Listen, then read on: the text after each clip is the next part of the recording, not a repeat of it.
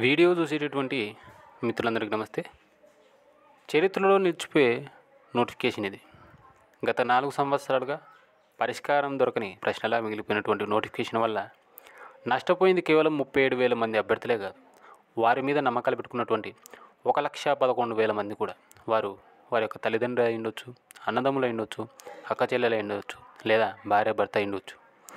లోకంలో మనం కొనలేనిది పోయిన ప్రాణం, గడిచిపోయినటువంటి కాలం. ఒక అభ్యర్థి ఈ నోటిఫికేషన్కి అప్లై చేసేటప్పుడు 21 సంవత్సరాలు అయితే, ఇప్పుడు ఆ అభ్యర్థి యొక్క వయసు 25 సంవత్సరాలు. మరి మిగిలిన వయసుల వారి పరిస్థితి అయితే అసలు ఇప్పుడు చెప్పాల్సినటువంటి అవసరమే లేదు, అంత దైనందినంగా ఉంది.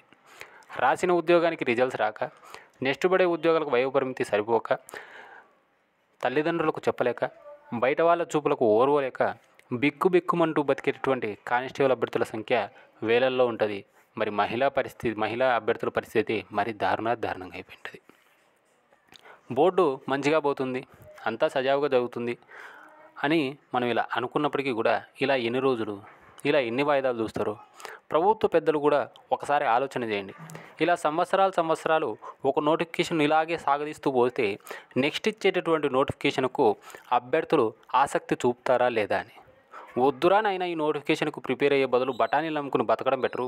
ఇది కోర్టు కేసులని అదని ఇదని సంవత్సరాలు జరుగుతుంది, ఈ మెంటల్ టార్చర్ నాకెందుకు అనే స్థాయికి యువత కనుక చేరితే పోలీస్ వ్యవస్థకే ఇది పెద్ద దెబ్బ. మా విన్నపం ఒకటే, త్వరగా కోర్టు కేసులు పరిష్కరించండి, కానిస్టేబుల్ అభ్యర్థులను కాపాడండి. కాకి చొక్కా వేసుకుని న్యాయాన్ని కాపాడాలి అనుకున్నటువంటి వీళ్ళకి అన్యాయం చేయకండి. నెలలు వాయిదాలు వేయకుండా త్వరగా పరిష్కారం చూపండి.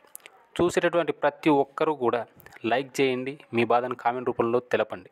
ఇలా చేయడం వల్ల ఈ వీడియో వైరల్ అయి ప్రభుత్వం దృష్టిలో పడ్డ మన సమస్యకు ఒక పరిష్కారం దొరికినట్లయితే. వీడియో కనుక నచ్చితే దయచేసి లైక్ చేయండి, మీ యొక్క బాధను కామెంట్ రూపంలో తెలియజేయండి. Thank you.